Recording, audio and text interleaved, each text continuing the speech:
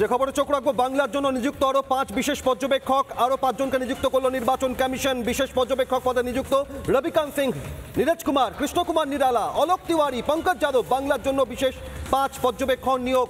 আমরা সরাসরি আরো বিস্তারিত সহকর্মী সৈকতের কাছ থেকে জানবো। একদিকে রোল অবজারভার 12 জন পর্যবেক্ষক, আরো বিশেষ 5 পর্যবেক্ষক নিয়োগ। এসআইআর প্রক্রিয়ায় কমিশন কি পদক্ষেপ করছে সৈকত?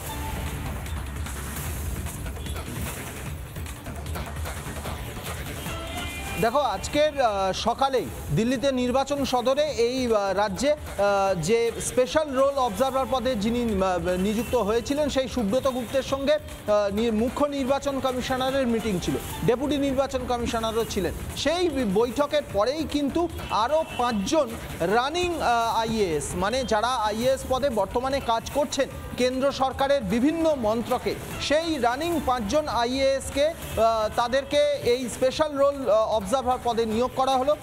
রবিকান্ত সিং, তিনি মিনিস্ট্রি অফ ডিফেন্স প্রতিরক্ষা মন্ত্রকে রয়েছেন জয়েন্ট সেক্রেটারি, তিনি প্রেসিডেন্সি ডিভিশনের দায়িত্ব পাচ্ছেন।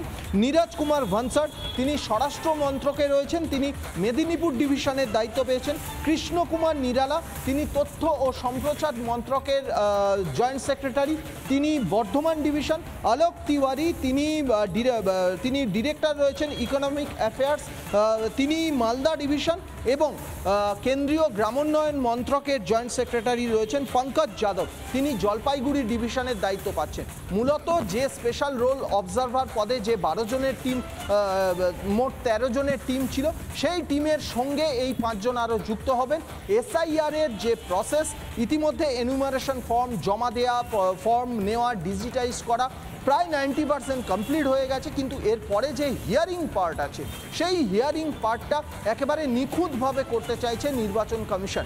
সেই জন্যেই কিন্তু এই 5 জন running IAS officer, joint secretary পদে আইএএস অফিসার, তাদেরকে নিযুক্ত করা হলো, যাতে কোনো ধরনের খুঁত না থাকে, কোনো ধরনের অবৈধ ভোটার যাতে লিস্টেড না হয় এবং যোগ্য ভোটার যাতে কোনোভাবে বাদ না যায়, সেই জন্যই নির্বাচন কমিশনের এই পদক্ষেপ।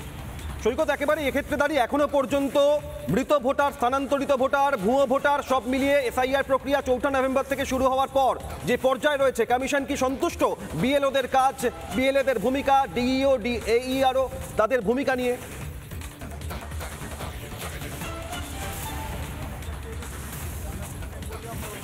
দেখো, কয়েকটি জায়গায় বেশ কিছু অভিযোগ উঠছে, কিন্তু রাজ্যের সিইও মুখ্য নির্বাচনী আধিকারিক মনোজ কুমার আগরওয়াল তিনি স্পষ্ট করে দিয়েছেন যে বেশ কিছু অভিযোগ থাকলেও এখনও পর্যন্ত কিন্তু কোনো বিএলও, কোনো এইআরও, কোনো ইআরও বা ডিইও এদের এগেনস্টে কিন্তু কোনো স্ট্রিক্ট অ্যাকশন নেওয়া হচ্ছে না।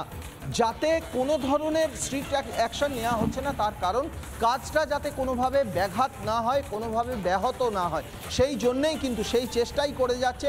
মোটের উপর এখনো পর্যন্ত 99% ফর্ম সাবমিট এবং ডিজিটাইজেশন ফর্ম কিন্তু ডিজিটাইজেশন করা হয়ে গেছে।